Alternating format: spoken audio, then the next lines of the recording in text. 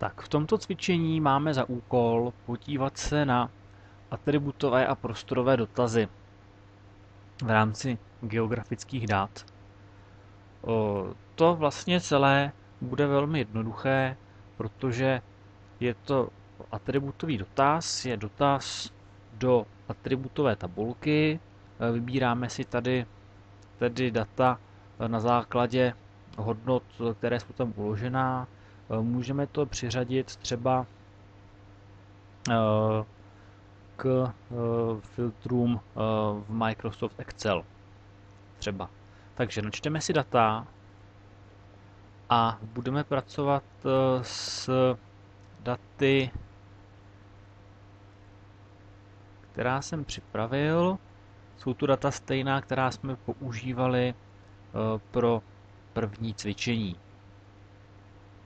Takže jen tak, abychom se na to koukli rychle v úvodu, tak já si můžu načíst například kraje, můžu si načíst okresy a další vrstvy si načteme ještě silnice třeba. Další vrstvy si potom načteme v průběhu práce. Mám zadané nějaké úlohy, koukneme se na ně. Zde vlastně je to v rámci takových textových podkladů, které byly před mnoha lety napsány pro potřeby tenkrát ještě ArcGIS verze 9.1. Takže máme tady zadány základní úlohy. A pak tady mám připravené nějaké komplikovanější úlohy, abychom se podívali na kombinované dotazy. Takže, jak jsem říkal, dotazy mohou být atributové, prostorové a ještě můžou být dotazy kombinované. Atributový dotaz, tím si můžeme vybrat, když se koukneme na třeba na kraje, na okresy, pardon, tak si můžeme vybrat okresy, které leží v určitém kraji, po případě, které mají takový a takový počet obyvatel a tak dále. Můžeme do toho zahrnovat například i rozlohu. Prostorový dotaz nám řekne, nebo nám odpoví na otázku, co leží kde, vedle čeho, co obsahuje, jak daleko od a tak dále. Když to potom zkombinujeme, tak si potom můžeme udělat dotaz, vyber mi všechny lázně, které leží v západočeském kraji. Pardon, ten už neexistuje, tak vyberu všechny lázně, které leží v Karlovarském kraji, například. Tak. A je čas podívat se na nějaký praktický úkol. Co se týče takového toho základního ovládání, tak já budu v tuhle chvíli pracovat s těmi okresy, protože ty jsou jednoduchý. Obecně atributové dotazy se dělají buď to přes selection a select by attribute. To znamená, můžeme si vybrat přímo takhle tabulku, kde se zadává ten atributový dotaz. Po případě, pokud si otevřeme atributovou tabulku přes pravé tlačítko, tak by tady někde měla být možnost atributového dotazu. Já toto příliš nepoužívám, ale někdy by tu ta možnost měla. Je tady hnedka Select by Attribute, tak otevře se na vlastně to samé okýnko, jako když jsme klikali přes to Selection. Když se podíváme na to základní rozhraní, tak vlastně atributový dotaz se skládá ze standardního nějakého SQL dotazu. SQL je System Query Language, nebo Structured Query Language. Je to standardní databázový jazyk, kterým se můžeme dotazovat vlastně na záznamy ve všech známých databázích. Určité firmy mají určité modifikace, třeba v Accessu se to SQL trošku modifikuje, ale víceméně princip je vždycky stejný. My se vždycky dotazujeme na nějaké hodnoty z určitého sloupce, určité atributové tabulky. My tady máme ten atributový dotaz nějakým způsobem předpřipravený. Je tady select hvězdička, to znamená vyber mi všechny prvky, from znamená z, pak je ta vrstva, takže okresy, kde platí nějaká podmínka, kterou si definujeme. Když bychom si tady vybrali, my teda máme přímo teďka otevřenou tu atributovou tabulku okresů. Když bychom šli přes selection a select by attribute, tak vidíte, že se nám tady objeví další nabídka a můžeme si vybírat, na které vrstvy si budeme dotazovat. Když dám sem kraje, tak se mi tady ta tabulka změní na kraje. Když dám okresy, tak se mi změní na okresy. Takže my jsme řekli, že budeme pracovat s tím okresem a můžeme si teďka sestavit velmi jednoduchý dotaz, takže vyber mi všechny prvky z tabulky okresy, kde sloupec řekneme počet obyvatel. Počet obyvatel v roce 2001 je větší než třeba 80 000. Dáme apply a vidíte, že se nám vybrali okresy, kde je počet obyvatel větší než 80 000. Jednoduché to je. Když se podíváme do atributové tabulky, tak se nám takhle pěkně ty prvky vyberou.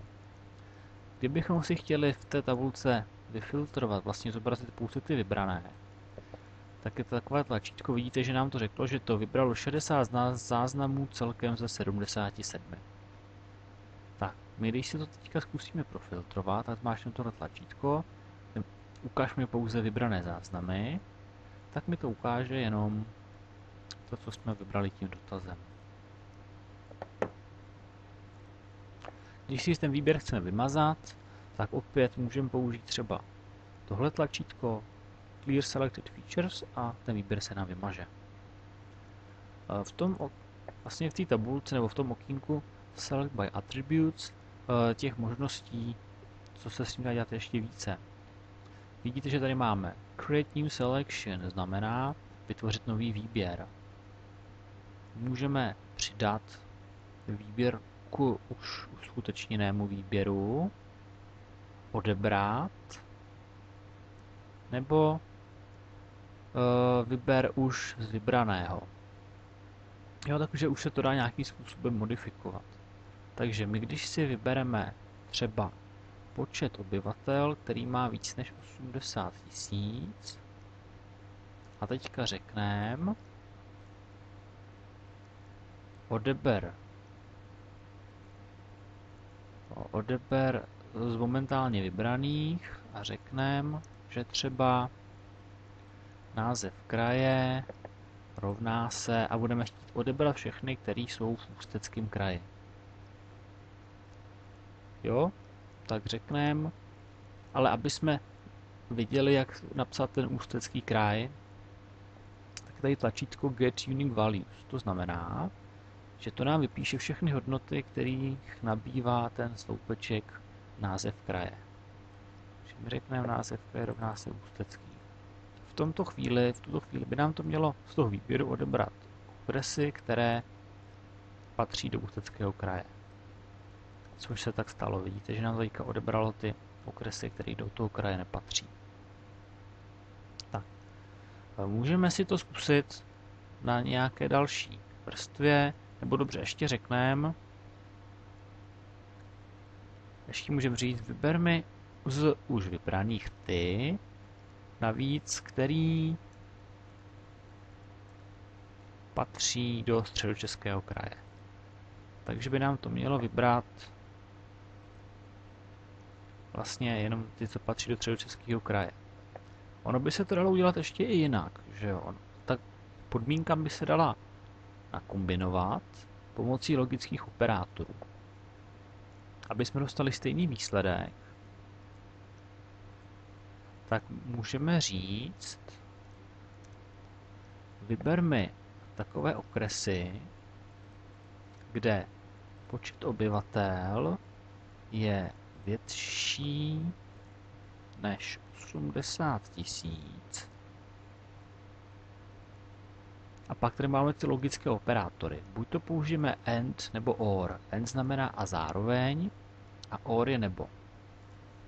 Když použijeme a zároveň, tak se ho zeptáme, vyber mi takový okres, takové okresy, který mají víc obyvatel než 80 000 a zároveň je název kraje Středočeský, jsme říkali. Když bychom dali OR, tak můžeme to vyzkoušet. Když dáme tohle, tak nám to vybere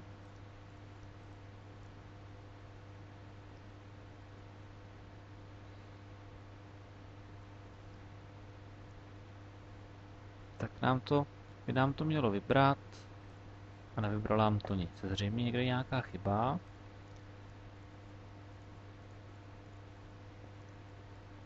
Nevadí, víceméně tohle je ten princip, ukážeme si ho na lepším příkladě u těch silnic. Tam to bude názornější. Tak, já si dám jako podklad kraje, abychom tam měli nějakým způsobem aspoň geografickou polohu a mám tady silnice.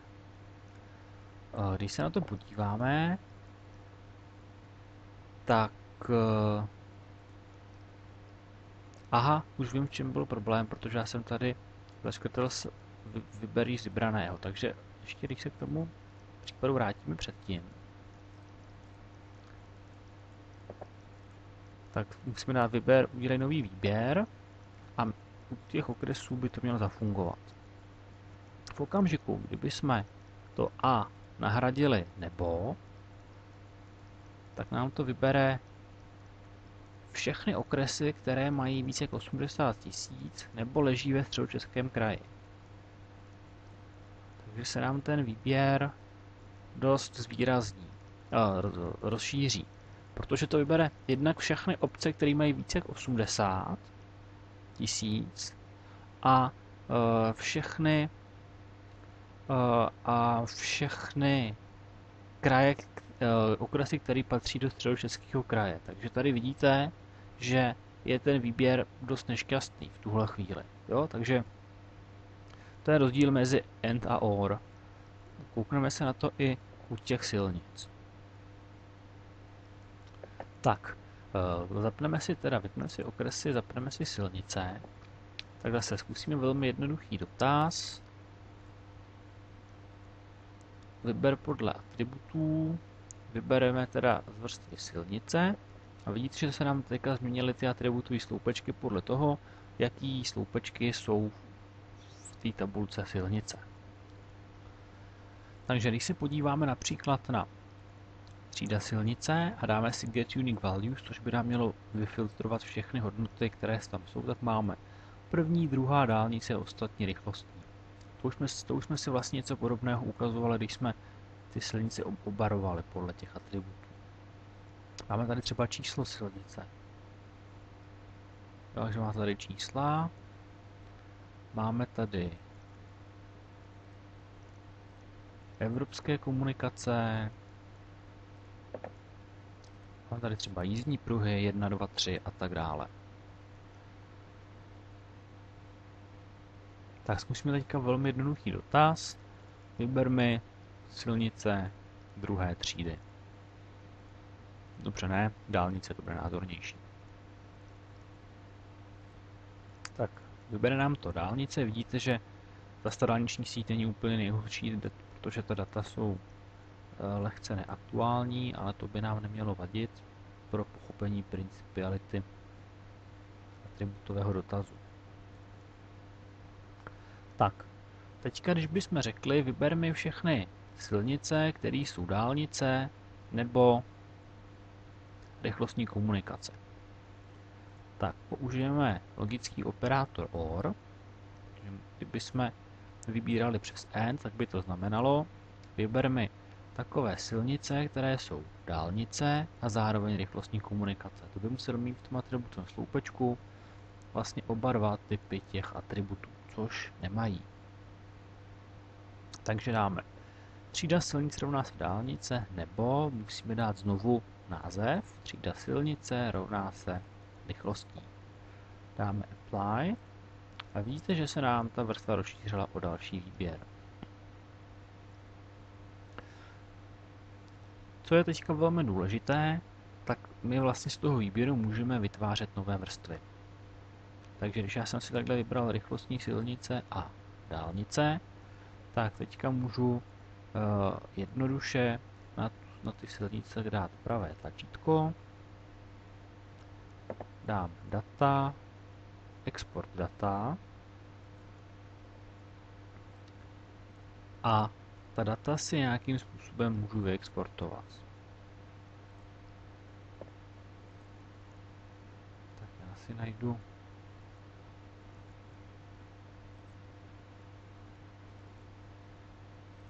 umístění projektu a řeknu tomu, že jsou to dálnice a rychlostní komunikace.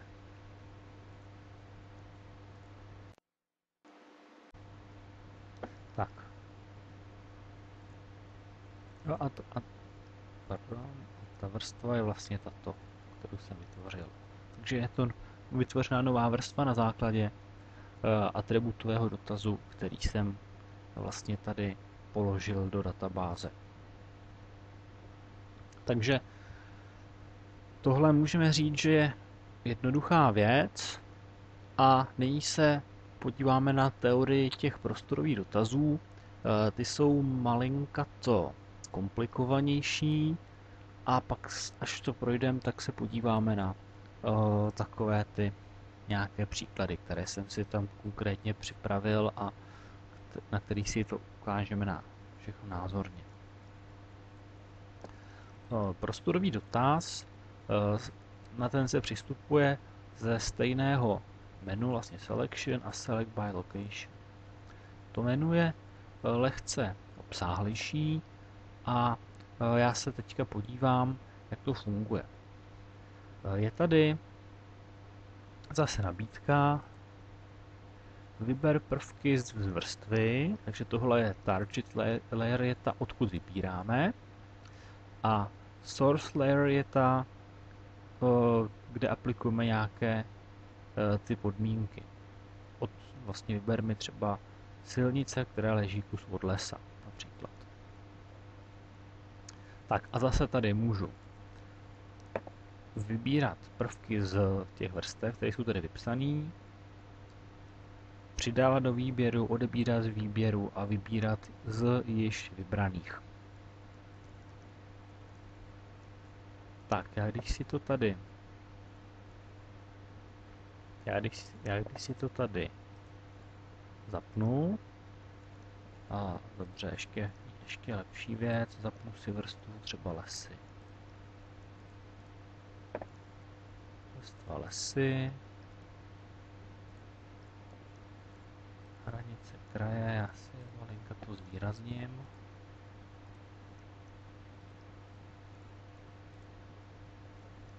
Tak a budu chtít vybrat lesy, které leží v Ústeckém kraji.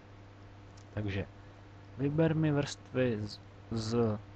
mi prvky z vrstvy lesy, které mi leží. A pozor, teďka je problém, protože já tady můžu vybírat jenom kraje. Hotovo. Takže si ještě budu muset ta data nějakým způsobem lépe předpřipravit. Ale když už se na to podíváme, tak vidíte, že tady je možnost Use Selected Features. To znamená, když bych chtěl brát lesy, které nám patří do Ústeckého kraje, tak stačí si ten kraj v té vrstvě kraje vybrat a tady zaškrtnout Use Selected Features. Jednoduché to je. Takže já si udělám atributový dotaz na kraje. Takže vyber mi z krajů ten, který se rovná Ústecký. Máme OK. Vybere se mi Ústecký kraj. A v tuhle chvíli mě už tady svítí možnost, nebo se mi zpřístupnila možnost Use Selected Features. Tak, a teďka se nám otevírají podmínky. Co vlastně, jakou vlastnost, nebo jakou podmínku chceme aplikovat na ten výběr. Jo, těch podmínek je tady celkem hodně, takže se na ně aspoň podíváme. Máme tady vlastně lesy a Ústecký kraj v tuhle chvíli. Ještě by to šlo udělat, teda ještě když odbočím, ještě by to šlo udělat jinak. Já mám vybraný ten kraj, já na ně pravý tlačítko, data a export data, jak jsme si to ukazovali u těch silnic, a řekneme, že to bude kraj Ústecký, aby to bylo teda ještě víc názornější. Ono to teda jakoby pak při práci zdržuje, takže můžeme používat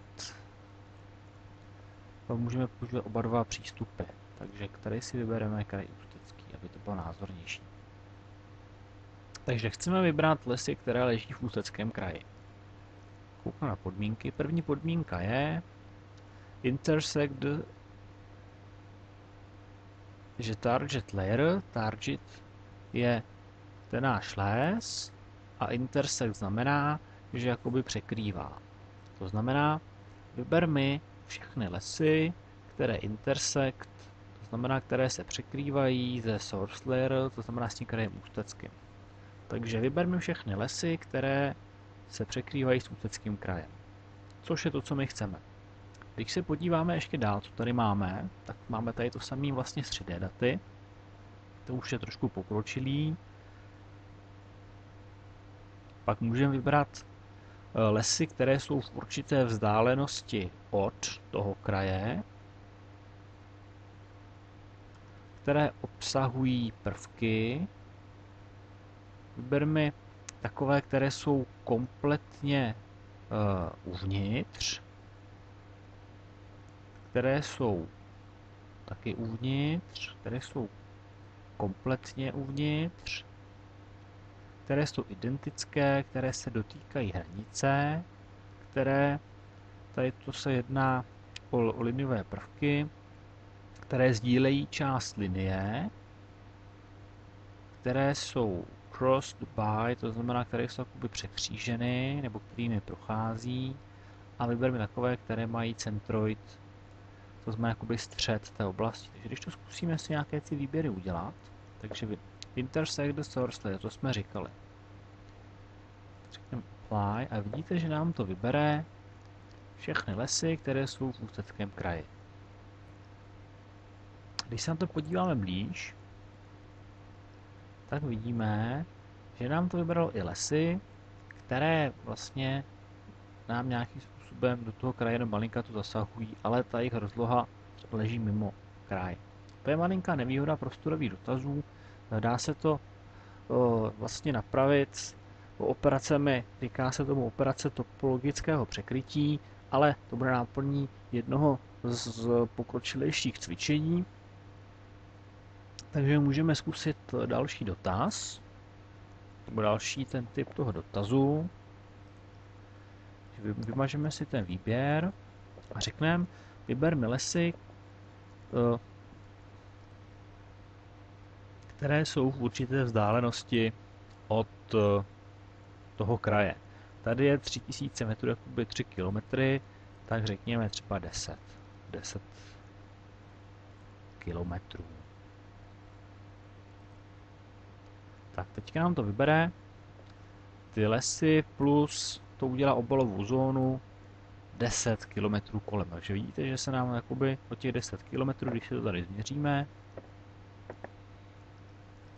tak to zhruba těch 10 km ukáže.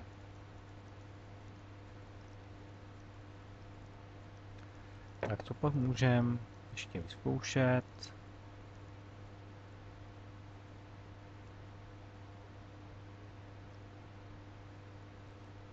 Které obsahují, to nám nevybere nic, protože vlastně to je nelogické. Které jsou completely with, to by nám mělo vybrat ty lesy, které jsou kompletně uvnitř, takže ne ty, které nám jdou přes hranice. Takže vidíte, že teďka nám to vybralo ty, které jsou kompletně uvnitř toho kraje, ale zase nám to nevybralo ty, které nám jdou přes tu hranici, že jo, že zase opačný extrém, zase, kdybychom potom počítali nějakou rozlohu krajů, tak nám to tady prostě nevyjde. Tak, to je asi pro ukázku. Takhle ještě si můžeme ukázat jeden jakoby jednoduchý příklad. Třeba vymažeme, načteme si třeba železniční tratě. Tak si nabarvíme jako železniční tratě, aby to bylo trošku vypadalo k světu.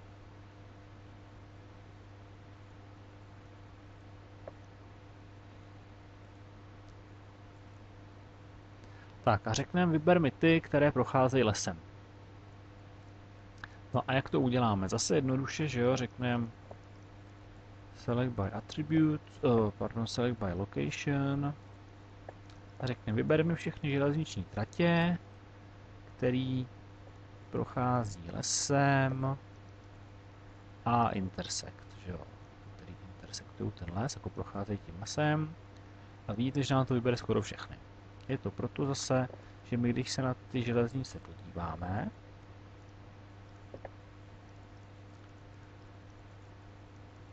a vyberu si nějaký kousek železnice,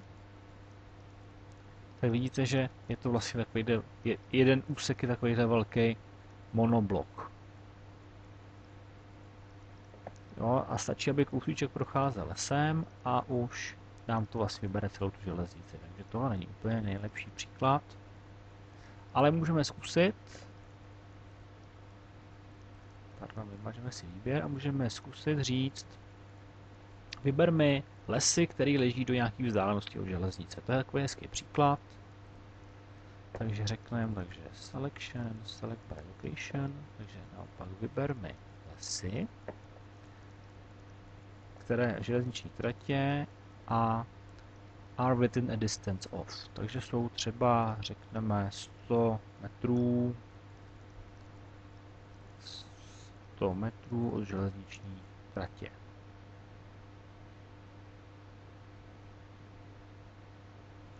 Jo, a to nám to vybere zase všechny ty lesní nebo ty porostní jednotky, které jsou 10 metrů od železniční tratě. Je to takhle to je a je to jednoduché. Takže když jsme si prošli takhle ty úplné základy, tak se podíváme na ty příklady, které jsme si připravili. Takže máme tady nějaké na začátek ty jednoduché analýzy a pak pokročíme k takovým lehce složitějším.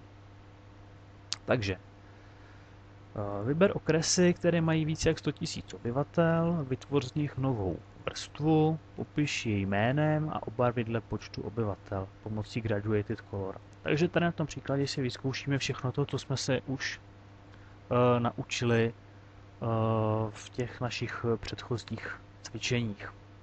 Čili otevřeme si okresy,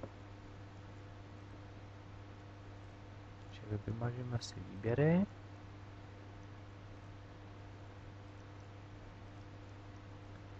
otevřeme si okresy. Máme vybrat ty, které mají více jak 100 000 obyvatel. Takže budeme selection, select by attribute, tady si vybereme okresy a řekneme, že vyber mi ty okresy, které mají obyvatelstvo více než 100 000. To nám vybere tu ty okresy. Tak, v tuhle chvíli my můžeme teda si tu vrstvu vyexportovat do nové vrstvy.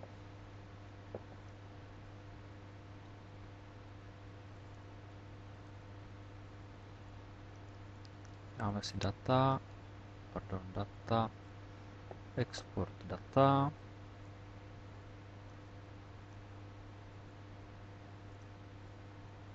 A řekneme, že jsou to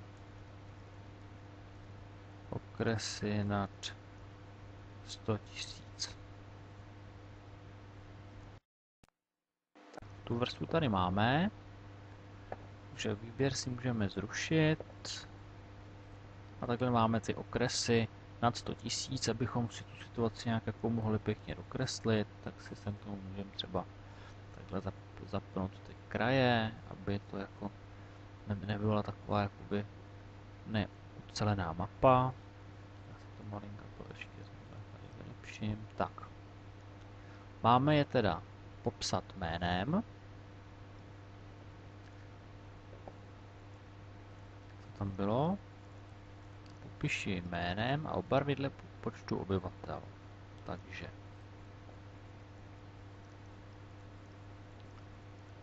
kresy, vlastnosti, záložka labels. Chceme popsat názvem, musíme zaškrtnout label features a ještě si tam dáme tu halo masku, kterou považujeme, která nám jakoby zvýrazní ty popisy. Jdeme do symbol,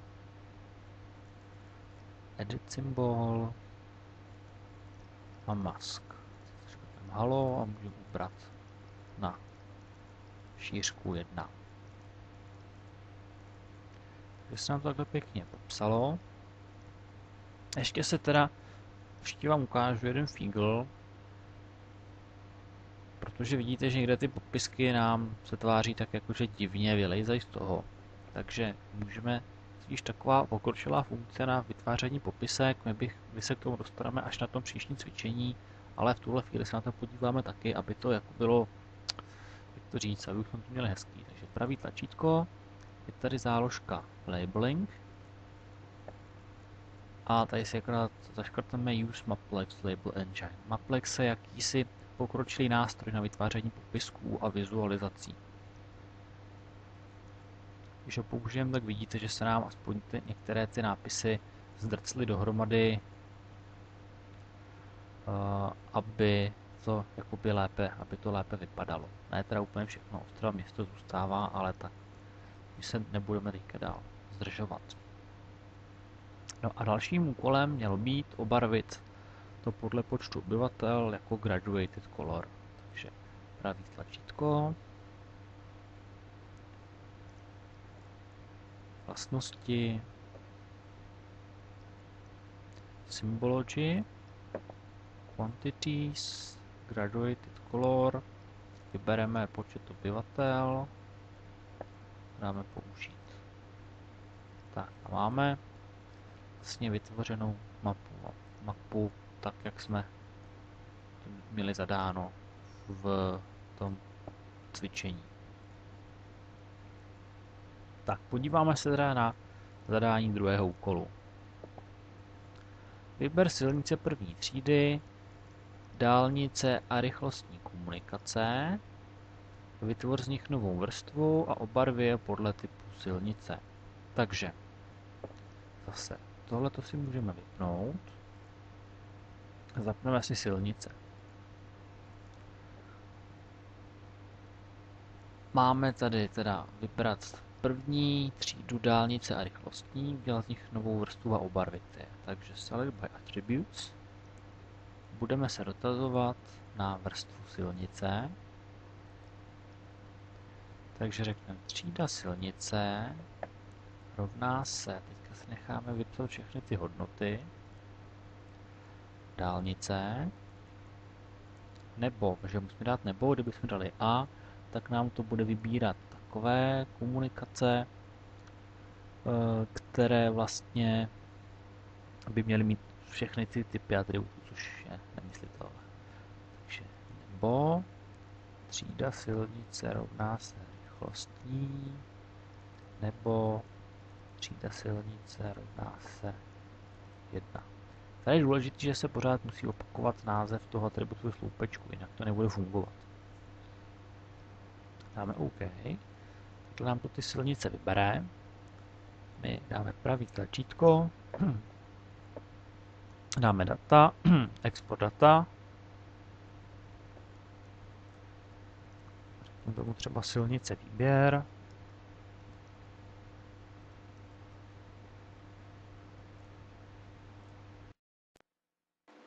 A tu vrstvu si přidáme. Tak. A máme obarvit podle typu silnice. Přidáme vlastnosti, symbology. Předtím jsme dělali quantities, že jo, tam byly hodnoty, teďka to budou kategorie. Takže tady si vybereme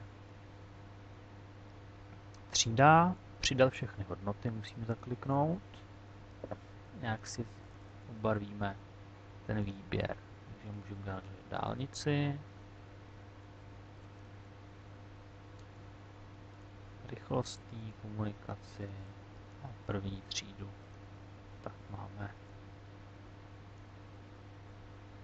Takhle to barvíme. Ona teda ta rychlostní komunikace není příliš vidět, ale v okamžiku, kdyby jsme si to vyexportovali už do nějakého JPEGu,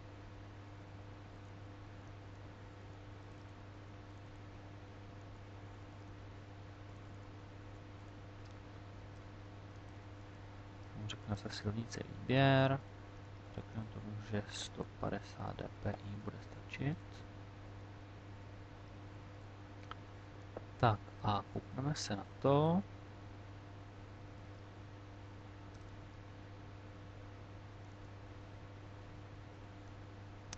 No tak. Tak to. Tak vidíte, že on vlastně při tom exportu se jakoby to trošku vyhladí, takže je to všechno víc lépe než v tom prostředí toho ArcGIS. Jo, takže tak. Pardon. Tak. Koukneme se na zadání dalšího úkolu. Vyber výškové kóty, které jsou vyšší než 800 metrů. Vytvoř z nich novou vrstvu a popiš je názvem a nadmořskou výškou oddělené středníkem. Takže vyzkoušíme si ještě další věc z minulého cvičení. Takže máme použít výšky, já tady asi nemám, tak si je dočteme.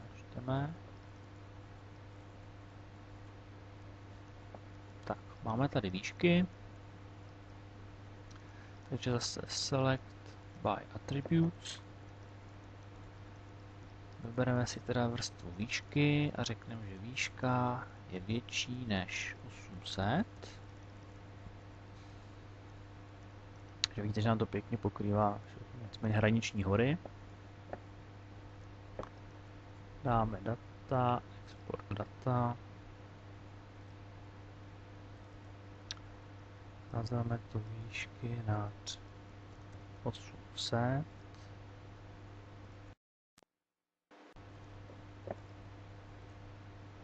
Tak a měli jsme to za úkol popsat názvem a výškou se středníkem. Takže pravý tlačítko vlastnosti. Podíváme se na labels. Tady musíme jít do expression, že název máme, k tomu si dáme výška přes tlačítko append. Jsme mezi středníky. Píšeme teda mezi úvozovky dáme ten středník. A tady já musím zjistit, takhle se dělá add a sem dáme metry. Label zaškrtneme, dáme OK a takhle se nám to pěkně popíše. Tak to byly jednoduché atributové dotazy a máme tady jeden komplikovanější případ. Proveďte prostorový dotaz, to je de facto asi kombinovaný. Vyber všechny lázně, které jsou v Ústeckém kraji. Takže ze sídla B vybereme všechny lázně, z těch vytvoříme novou vrstvu. Vyber kraj z Ústeckého, že Ústecký kraj nová vrstva a prostorový dotaz. Vyber všechny lázně, které jsou obsaženy v kraji Ústeckém. Tak, můžeme se na to zase podívat dvěma pohledy. V jednom můžeme vytvářet ty nové vrstvy na dotaz, při druhém můžeme používat ten vyber z vybraného. Takže zkusíme si oba dva případy pro názornost. Takže výčky můžeme dát pryč. Načteme si ty sídla B. Když se koukneme do atributů sídla B, atributku tabulky, který máte sloupeček lázně. Vidíte, že tam, kde je L, tak tam jsou lázně. Velké Losiny, Sadská, Karlova Studánka a tak dále. Prostě tam, kde je L, tak jsou to lázně. Takže první věc je, že my musíme vybrat z těch všech obcí lázně. Takže select by attributes, sídla B a vyber mi, kde lázně rovná se L. Tady si vybereme všechny lázně. Dám pravý tlačítko, data, export data. A řekneme tomu lázně.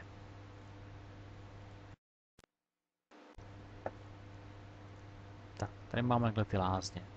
Ústecký kraj, ten jsme si už tady vybrali minulé. Tak teďka uděláme prostorový dotaz, select by location. A chci vybrat všechny lázně, který leží v kraji Ústeckém. Takže intersect. Tady nám ještě se nabízí apply search distance 100 metrů. Je to jakoby proto, že někdy ty data nemusí být úplně přesná. Takže když prostě by to město leželo přesně na hranici toho kraje, ale byla by tam třeba nějaká nepřesnost, že když bychom to hodně přiblížili, leželo třeba 10 metrů za hranicí. Přitom vlastně je to bodové téma, že jo? Takže to město samo o sobě může mít mnohem větší rozlohu a leží na obou stranách té hranice. Nicméně tím, že je to jenom bodík, tak může ležet za hranicí. Tak se tam ještě dává takováhle jakoby obalová zóna, že to do toho výběru zahrnuje ještě ty místa, která leží v rozumné vzdálenosti od hranice. Když to teda dáme apply, tak nám to vybere tady ty lázně. Vidíte, že tady kousek od hranice je ještě jedno lázeňské město. Bude nějaký Jáchymov. A když bychom chtěli ještě pro příklad třeba zahrnout Jáchymov, tak řekneme třeba search distance 5 km. Uvidíme, jestli to nám to bude stačit. A vidíte, že už nám vlastně v rámci toho 5kilometrové obalové zóny nám to tam zahrnají ten Jáchymov. Tak. Teďka se koukneme na ten druhý případ. Takže řekli jsme, že chceme vybrat pouze pomocí těch výběrů. Nebudeme vytvářet žádné mezivrstvy, protože když se pak těch dat zpracovává více, tak to zdržuje. Takže nejprve si vybereme lázně, dotaz je připraven. Tak, velká verze byla vypnutá, tak máme lázně a z okresů nebo z krajů mi vyber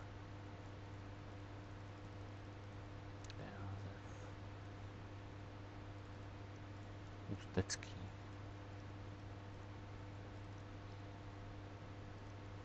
Tak, mám výběr, teďka udělám select by location a chci vybrat ze sídla B, ale řeknu select from currently selected features. Takže vyber mi z již vybraných. A tady si vyberu kraje a řeknu use selected features. Použij vybrané prvky. Tady můžeme vypnout ten search distance, ať nás to neruší a řekneme OK a vidíte, že ve výsledku dostáváme to stejné. a je to i o něco málo rychlejší. Nyní se podíváme na takové ty pokročilé aplikace atributových a prostorových dotazů. Já jsem si tady připravil za vlastně asistence webu GIS.ZČU.cz a semestrální práce Michaly Novákové, která teda pracovala na automatizaci, já jsem převzal jenom to zadání těch úloh, ale máme tady úlohy, které můžeme řešit nad rámci našich dat. Tak máme tady první příklad. Najděte vodní nádrže, možné zdroje pitné vody, které se nacházejí v bezprostřední blízkosti dálnice D5 do 500 metrů. Máme tady teda vrstvu silniční síť, což je liniová vrstva, číslo silnice atribut a vodní plochy. A vlastně zdroje pitné vody mají typ vodní plochy atribut N. Je tady i v Model Builderu připravené takové jednoduché schéma toho, jakým způsobem budeme pracovat. Máme tady silniční síť, vybereme si podle atributu dálnici D5 a následně budeme vlastně v nějakém okolí vyhledávat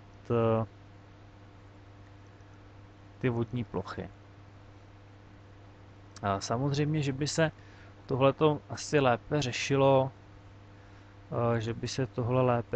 i s pomocí operací topologického překrytí, ale my se to budeme snažit vyřešit pomocí prostorových a atributových dotazů.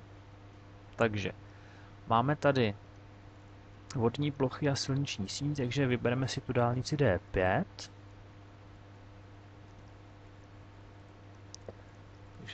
Takže já si to vyčistím úplně.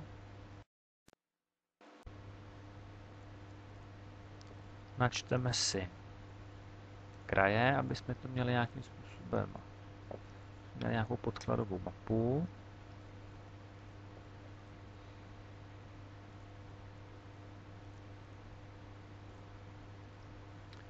Načteme si silnice. Načteme si vodní plochy. Tak. Vodní plochy si uděláme dobrý. Takže první krok uděláme vyber select by attributes. Číslo silnice rovná se D5.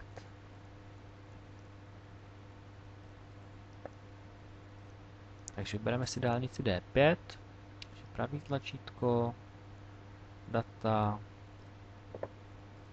export data a nazveme to D5.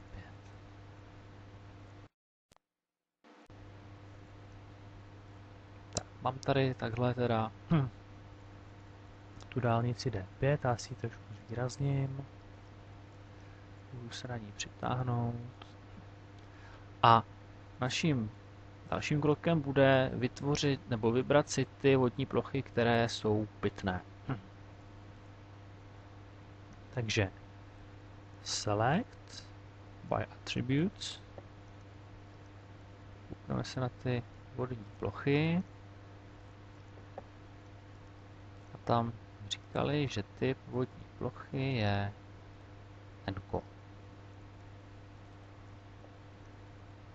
Dáme OK. Takže tím si vybereme ty pitné vodní plochy. Můžeme si z toho zase udělat novou vrstvu.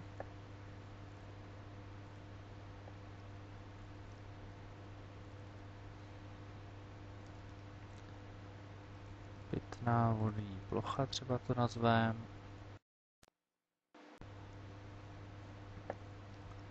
Tak a teďka řekneme teda,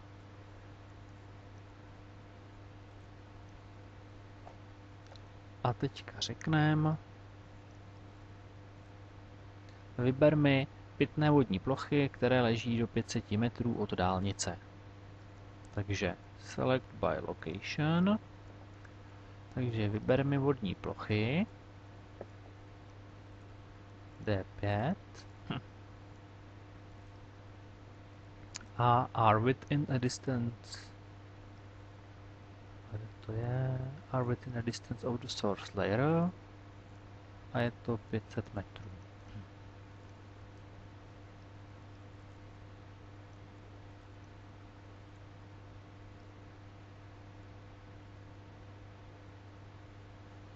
A já jsem tam asi zvolil špatnou.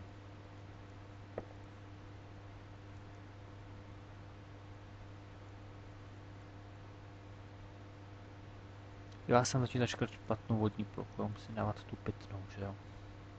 Tak, teď by to mělo fungovat. Ještě ne. Jo, tak je opět ještě musíme dát select features from it, tady zůstalo z toho minulého dotazu, se omlouvám. Takže teďka select features, pitná voda D5 a vybere ještě ne kilometry, ale metry.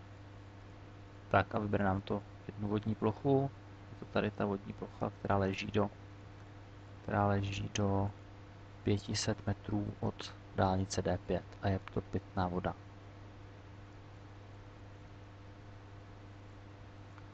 Podíváme se teda teďka na ten další úkol, který tady máme zadaný. Máme tady vybrat vodní plochy vhodné ke koupání, kromě řek, které jsou u lesa a lze k nim snadno dojet autem, tak aby cestující nemuseli chodit pěšky víc jak 100 metrů. To znamená, my musíme vybrat takové vodní plochy, které leží do 100 metrů od komunikací a jsou v blízkosti lesa. Máme zase vodní plochy a teďka vidíme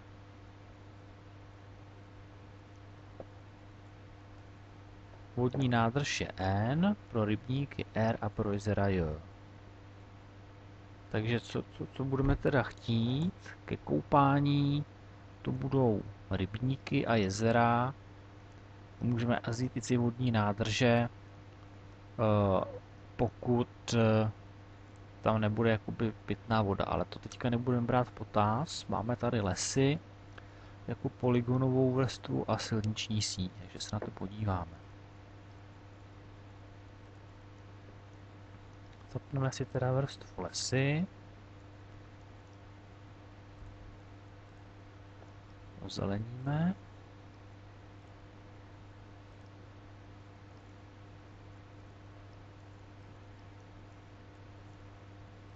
Zapneme si silnice. A máme tady vodní plochy. Tak, teďka si teda vybereme ty vodní plochy vhodné ke koupání. To jsou N, R a J. Takže uděláme atributový dotaz, vyber mi vodní plochy, kde máme N, už tady máme z minula N, nebo typ vodní plochy rovná se, co tam bylo, R a J, ještě je, nebo typ vodní plochy rovná se R. OK, takže tohle to vybereme. Děláme si z toho novou vrstvu.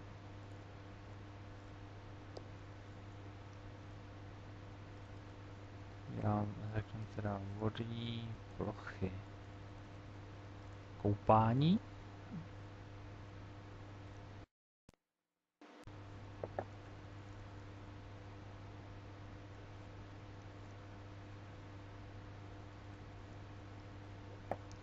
Můžeme se tak kouknout, co nám teda zbylo. Jo, nějaký nám tady zbyly. A teďka řekneme, aby byly do 100 metrů od silnice. Takže select by location a vyber mi vodní plochy, které jsou od silnic within a distance 100 metrů.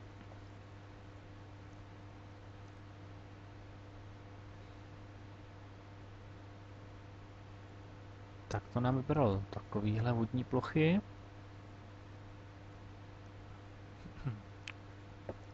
Tak si je můžeme vyexportovat.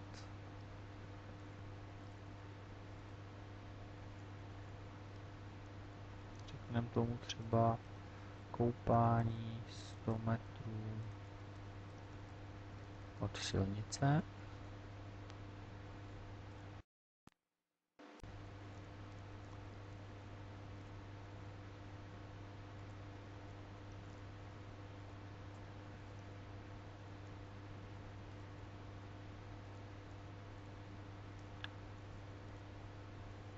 Tak máme je tady.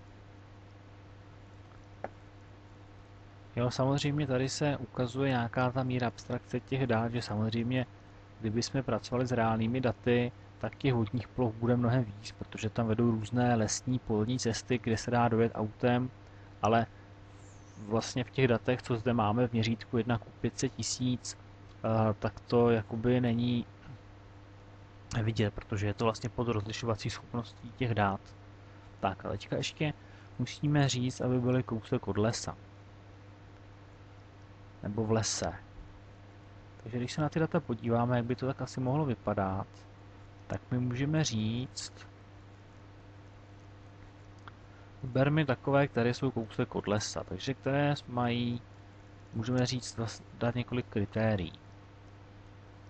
Které jsou na hraně lesa, nebo které jsou od lesa nějak vzdáleny.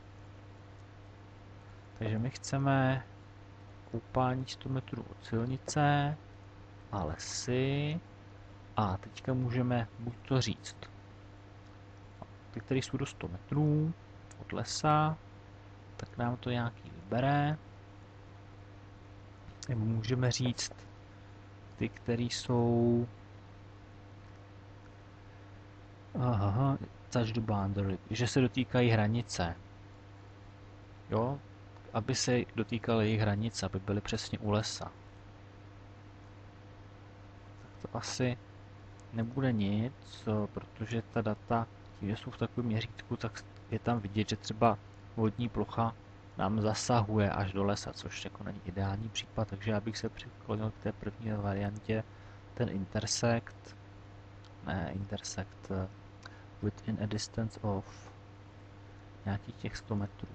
Jo, a tady máme takhle ten výběr, co nám z toho zešlo. Vidíte, že třeba nechranice nám vypadly, protože kolem jsou pole louky a žádný les kolem není. Když to zase na druhou stranu, tohle vypadá, ne, to jsou hracholousky, pardon.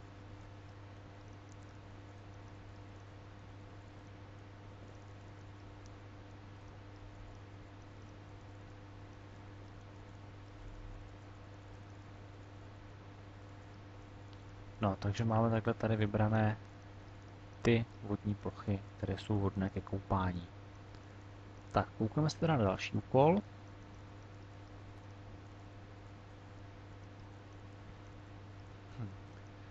Tak máme tady ještě dva zadání. Najděte kraje, ve kterých se nachází ložiska rašeliny ukrytá v lese tak, aby bylo možno vytěženou rašelinu přepravit vlakem do vzdálenost do 500 metrů od železnice.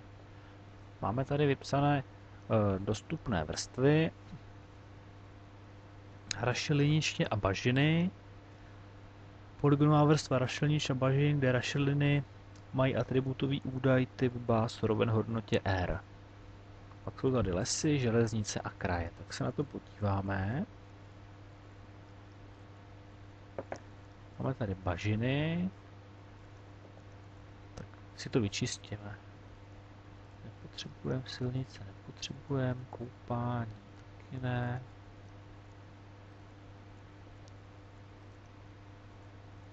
A naopak potřebujeme železnice.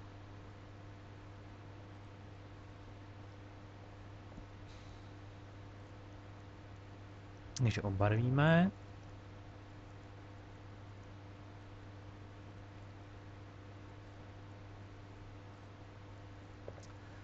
Ty bažiny nějak zkusíme si je zvýraznit, aby jsme si udělali vůbec přehled, kde ty bažiny u nás jsou nějakým způsobem definovaný.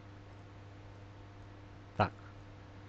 Vidíte, že se ty bažiny, krom nějakého tady na Vysočině, jsou to Krušní hory a Šumava a něco jižní Čechy tady.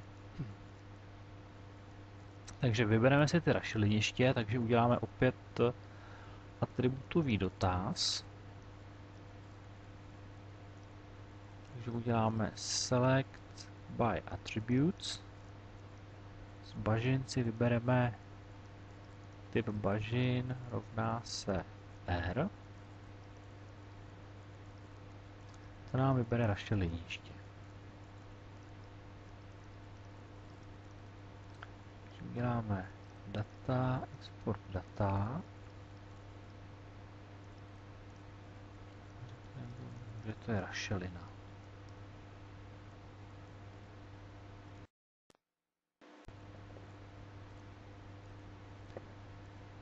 Takže rašelinu máme vybranou. Tak a naším dalším úkolem je ty, které jsou ukrytý v lese. Takže děláme jednoduše select by location, vyber mi rašelinu, lesy a uděláme intersect, že jo, ty, které leží, který se protínají s lesem a můžeme tam, a dobře, a vybereme si i tu vyhledávací zónu kolem dokola, aby jsme si ty výsledky neskreslovali. Dáme OK. Tak, ale v lese jsou všechny, vypadá to, ale dobrá. Vyexportujeme si to.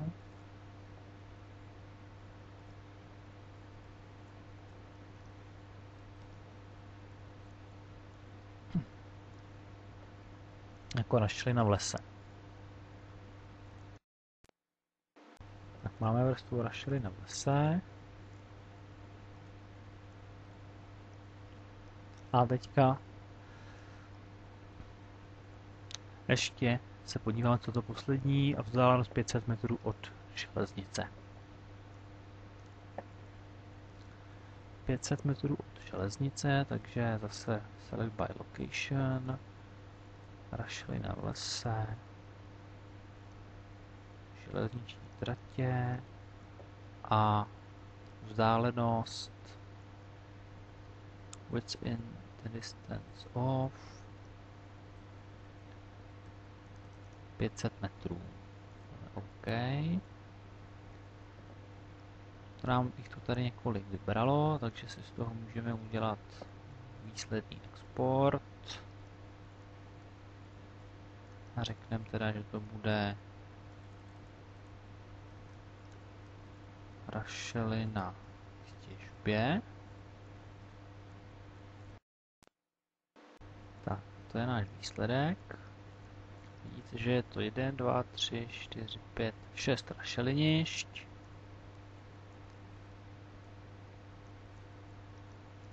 Nějak si je zase výrazně zvýrazníme.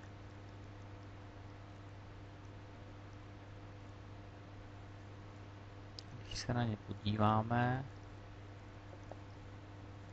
tak tady je jedna malinkatá a zbytek je potom tady. I zase na druhou stranu ten dotaz by měl být ještě takový, že aby u té železnice, aby tam byla v blízkosti železniční stanice a jasně, že by ten dotaz se mohl ještě mnohem jakoby přesně. Tohle opravdu pouze a jen na ukázku. Tak a ještě teda tam je poslední úkol. Vypište všechny názvy měst, které mají více než 10 000 obyvatel, kterými prochází železnice nebo do 500 metrů. To je to, o čem jsme hovořili, že vlastně tady máme ty obce, že tady máme ty obce jako body, přitom ty obce jsou vlastně polygony a jsou rozsáhlý, že jo. A které jsou do 50 km včetně od Plzně. Takže my si teda načteme sín, takže tohle můžeme dát všechno pryč. Chceme obce.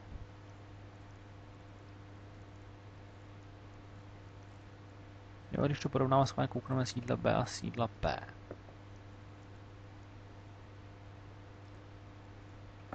Když se podíváme, tak vidíte, že ty obce nebo ty sídla opravdu tím, že jsou jako polygon, tak oni tady mají nějaký centroid. Jakoby střed. Takže tady neprochází, ale tím městem prochází, protože tam bude dávat nějaká ta ještě dodatečná vyhledávací zóna. Tak. Takže my máme vybrat všechny obce na 10 000, které jsou do 50 km od Plzně a prochází jimi železnice. Tak to uděláme velmi jednoduše. První dotaz bude na obce do 50 km, takže select by location. Ne, nejdřív musíme tu Plzeň vybrat. Select by attribute, ale když víme, co je Plzeň, že jo, tohle to je Plzeň.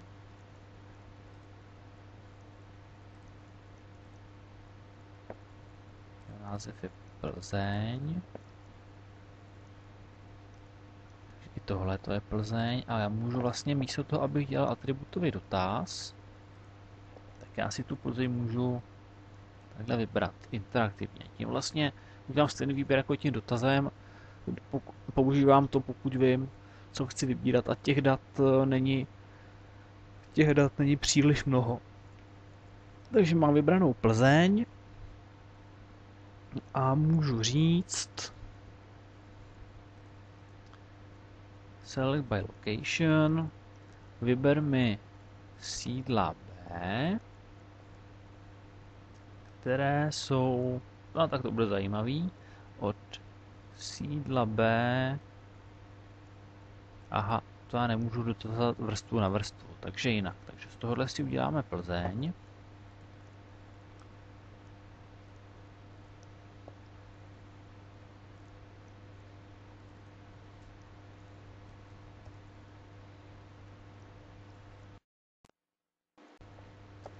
Máme Plzeň.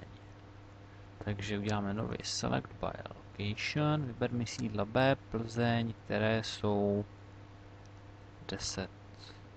50 km. 50 km. Are within a distance of 50 km od Plzně. To mi takhle vybere pěkně jako buffer, takový kolo obce 50 km od Plzně. A já už teďka můžu udělat další dotaz, teda a to select by attributes a řekneme, že chci ze sídla B, vyber mi select from current list, from current selection, to znamená vyber mi již z vybraných ty, kde je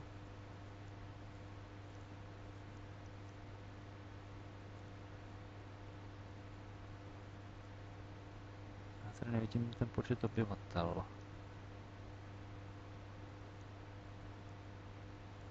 Takže koukneme se ještě na ty data pořádně. Tak zřejmě vypadá, že v datech nejsou počty obyvatel, takže ten dotaz přeměníme a zeptáme se teda jenom na to, kterými prochází železnice. Takže uděláme select by location, vyber mi ze sídla B, select from currently selected, z výběru, železniční trať, are within a distance of 500 metrů. Tak, my si vybereme vlastně všechny obce do 50 km od Plzně, kterými prochází železnice. Mělo tam být teda ještě i ten počet těch obyvatel, což se nám teda nezadařilo, protože to v těch datech obsaženo není. Nicméně aspoň takto jsme ten úkol splnili. A ještě na vlastně jednu stranu toho cvičení my jsme hovořili o atributových dotazech. V minulé přednášce jsme se dívali i na rozdíl vektorových a rastrových dat. Ale když bychom se teďka v rychlosti podívali na rastrová data, tak my si můžeme dotazovat i na ta rastrová data podobně, ať se tam tomu říká trochu jinak, ale když už jsme to načali, tak se na to podíváme rovnou taky. Takže já si tady otevřu si ta data, moment, připravíme, otevřeme. Tak tak si načteme ta výšková data. Já tady mám připravený takhle adresáři rastr. Jenom si to upravím vizualizaci. Tak, já si teda vypínám ty ostatní vrstvy, ať na to lépe vidíme. Můžu tady nechat třeba ten kraj. Jo, a je to vlastně výškový rastr. My jsme se už nějakým způsobem o rastrech bavili. My víme, že vlastně v každé buňce rastru je uložena nějaká hodnota. Když je ten rastr výškový, tak tady máme, vidíte, tady jsou ty čtverečky, ty buňky, tak tady máme hodnotu o jeho nadmořské výšce. Tak, ale asi tady se to dotazuje na všechny vrstvy, jak já to pozavírám.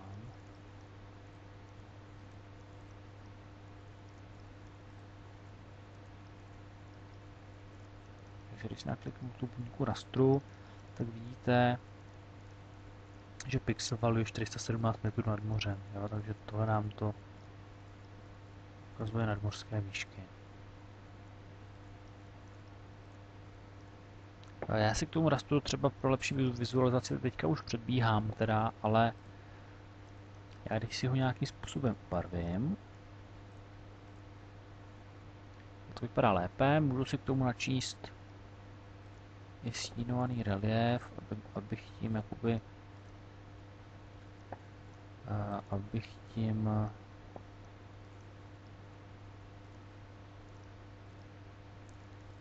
vylepšil tu vizuální interpretovatelnost. Tak si s tou udělám pěkný takovej. Tady si nastavím průhlednost. A mám takovouhle pěknou stínovanou mapu České republiky. Ale to není důvod, proč jsme si to ukazovali. My si teďka můžeme udělat takový jakoby pokus jako s atributovým dotazem na rastrová data. Funguje to následovně, my se budeme dotazovat přímo na buňky toho rastru. A na to se používá nástroj, taková jakoby rastrová kalkulačka, raster kalkulátor. Ten raster kalkulátor je skovaný v ARC Toolboxu. Raster kalkulátor tady je v Toolboxu. Ten Toolbox si můžeme otevřít, buď to tady, je tam ho pracně hledat, po případě můžeme použít funkci prohledávání a je součástí vlastně Special Analystu. Special Analyst je vlastně taková jakoby ten nástroj pro práci s rastrovými daty. A když se na to podíváme do toho přes to vyhledávání, takže tady máme takhle ten vyhledávací nástroj, ten search, do toho dáme raster kalkulátor, už to mám takhle připravené, takže raster kalkulátor a otevře se nám takováhle rastrová kalkulačka. Zase funguje to stejně jako ten atributový dotaz. Já se můžu na ten raster dotazovat, kombinovat, on mi tu dávat výsledky. Takže když pomineme ten náš stínovaný relief, protože ten se dotazovat nebudeme, tak řekneme, vyber mi takový nadmořský výšky, které jsou více jak 1000 metrů. Takže dem větší než 1000. Dáme OK. Teďka tady nám probíhá ta výpočetní operace. Máme tady ve výsledku takzvaný binární rastr, kde jsou jenom nuly a jedničky. Nuly znamená, že neodpovídá, jednička, že odpovídá. Když se podívám na do těch vizualizace, tak tohle to dáme, že remove. Takhle nám zůstanou jenom ty hodnoty, které jsou vyšší než 1000 metrů. Můžeme tam ten dotaz nějakým způsobem samozřejmě jakoby jinak specifikovat.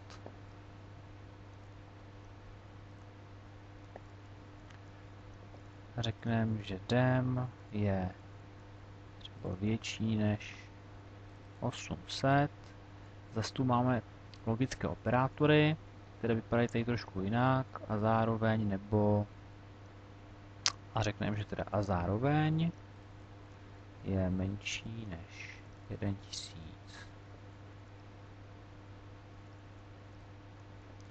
Se to bude to chviličku počítat a něco se mu nelíbí.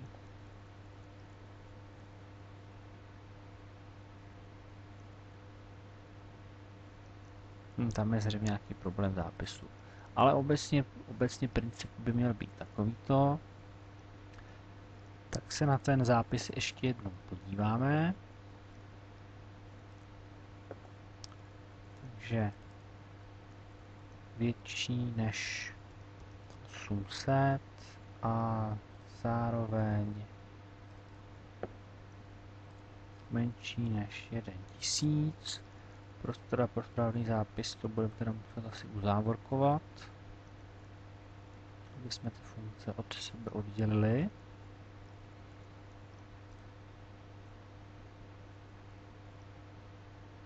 Tak, už nám to spočítalo, takže máme tady vlastně nadmořské výšky od 800 do 1000 metrů, podobný jako jsme to měli předtím. Tohle to můžeme odstranit. Jo, a máme takhle tady vyjádřený tyhle nadmořské výšky. Když ještě malinka to předběhnu, tak vlastně takovýhle dotaz se může dělat na jakákoliv data. Já když si tady spočítám například sklon svahu, to je vlastně sklonitost terénu, která tady je prostě v nějaké funkci uložená, dostaneme se k tomu ve cvičení, kde budeme probírat digitální modely terénu, ale když jsme našli takovýhle výpočty, tak se na to podíváme, takže vstupní rastr si dáme ten náš output.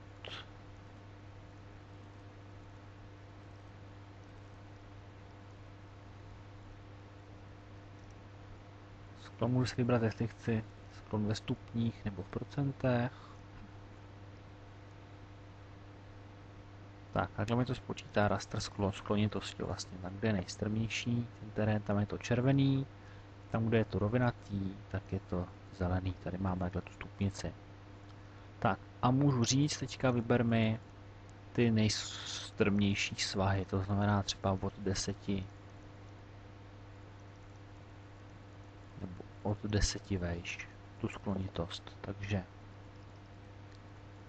si tady vezmeme ten raster kalkulátor a řekneme, že chceme sklon větší než 10.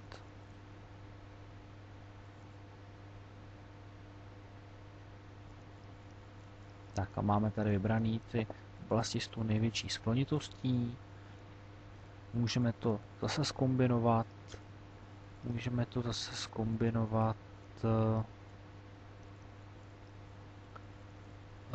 S těmi výškovými daty. Můžeme udělat nějaký dotaz. Vyber mi taková data, která jsou nějak vysoko a nějak skloněná. Takže řekneme, vyber mi taková data, která jsou závorky teda. Digitální model terénu je větší než třeba 700 a zároveň sklon je větší než 10.